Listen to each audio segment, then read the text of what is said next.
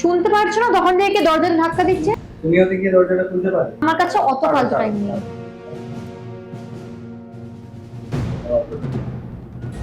কিরে, কেমন আছিস তোরা? ভালো আছিস তো? এই তোমার দিদির সমস্যাটা কি বলো তো? আবার মুখ তুলে চলে এলো এখানে। কি দরকার, আবার কেন এসছো? টাকা কম পড়েছে? আরে না না, এই শোনো, তোমাকে না আমি খুব ভালো করে চিনে গেছি বিয়ের পর থেকে দেখে দেখে। তোমার নিজস্ব তো কোনো কাজ বাজ নেই, তোমার বর একটা ভালো কোনো কাজ করে না, টাকা পয়সা নেই, সবসময় দাদা আর বৌদির কাছে এসেই পড়ে থাকো, সম্পত্তি পাবে সেই আশায়। কিচ্ছু পাবে না তুমি, ঠিক আছে?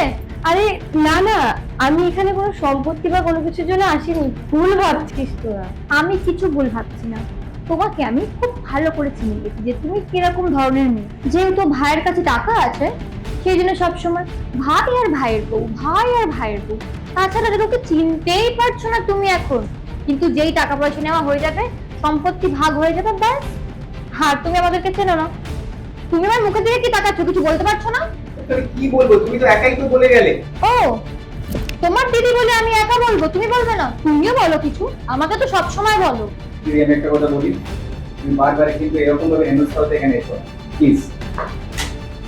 তোরা ভুল ভাবছিস আমাকে। পায়ে পড়ছি। খুশি? ঠিক আছে, আমি চলে যাচ্ছি, তোরা ভালো থাক। আমি আর কখনো আসবো না। তোদের যদি কোনোদিনও আমাকে দরকার পড়ে, তোরা অবশ্যই আসিস। আসতাম। চলে যাও এখান থেকে। শোনো, নেক্সট টাইম যেন ও আর এখানে না আসে, নাহলে আমি তোমার সাথে থাকবো না। কিন্তু আমি তোমাকে আগেই বলেছি তোমার দিদিকে আমার একদম ভালো লাগে না। তাহলে কেন আসে 50 বার?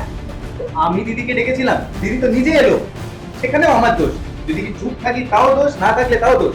তাহলে দিদিকে কিছু বলতে পারছো না কেন আমার সামনে? যাই হোক, সে আমার দিদি, ঠিক আছে? ওইভাবে বলা যায় না, একটা মানুষের কথা বলে একটা জিনিস হয়। Discuss.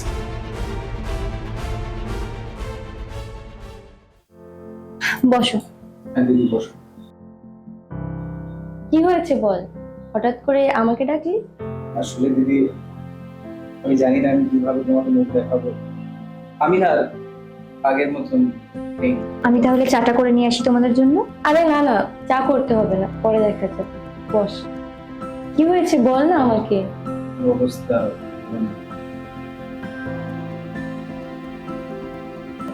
আরে কি হলো, ভাই কিছু বলছে না, তুই বল। আসলে দিদি ভাই, ও আর আমি নিজের ভুলটা বুঝেছি, সেই জন্যই আজ তোমাকে এখানে ডাকা। তোমার সম্পত্তির যেই টাকাটা আমরা দিইনি, সেটার একটা বিজনেস করেছিলাম, আর তাতে এতটাই ধার হয়ে গেছে যে ওর নামে কোর্ট কাচারি কেস আমাদের এইসবই করতে হচ্ছে, প্রায় 10 লাখ টাকা। আর আজকে আমাদের দুজনেরই তোমাকে খুব প্রয়োজন, সেই জন্যই তোমাকে এখানে ডাকা। আমরা বুঝতে পেরেছি নিজের ভুলটা, কারোর অধিকার মেরে কেউ সুখে থাকতে পারে না। তখন হয়তো আমরা খুব এনজয় করে লাইফটা কাটিয়েছিলাম, কিন্তু এখন বুঝছি আমরা অনেক বড় অন্যায় করেছি তোমার সাথে। ঠিক আছে, আর তোরা এত চিন্তা করিস না, আমি তো তোদের দিদি, আমি তোদের ক্ষমা করে দিয়েছি। আর তোদের প্রবলেমগুলো সলভ হয়ে যাবে। তোরা হয়তো জানিস তোর জিজু এখন একটা ভালো জায়গায় কাজ করছে, আর তোদের প্রবলেমগুলো আশা করি সলভ করে দেবো। আর ফাইন্যান্সিয়ালি দিক থেকেও ও এখন সাহায্য করতে পারবে। হাত জোর করছি দিদি ভাই, পারলে ক্ষমা করে দিও, অনেক বড় ভুল হয়ে গেছে। হাত জোর করতে হবে না, ভুল করেছিস ঠিক আছে, আমি না হয় ক্ষমা করে দেবো। তবে তোদের এটা বোঝা উচিত ছিল, মানুষের সময় কিন্তু খারাপ হতেই পারে। তো তাই কখনো কারোর সাথে খারাপ ব্যবহার করতে নেই। কখন কাকে দরকার হয় কেউ কিন্তু জানে না। তোমার অনেক ধন্যবাদ দিদি ভাই। আমি প্রথমে বুঝিনি যে তুমি সত্যিই এতটা ভালো। দিদি, তুমি তো জানোই আমি তোমাকে কতটাই মানি। আমি সত্যি মানি, আমি খুবই লজ্জিত। প্লিজ একটু দেখো প্লিজ। একদমই ভাই, দেখ আমি তো তোর দিদি, আমি তোদের কখনো খারাপ চাইনি। আমার কাছে আমাদের সম্পর্কটা অনেক দামি। আর টেনশন করতে হবে না, দিদি ভাই তো বললোই সব ঠিক হয়ে যাবে, তাই না দিদি ভাই? একদমই তাই।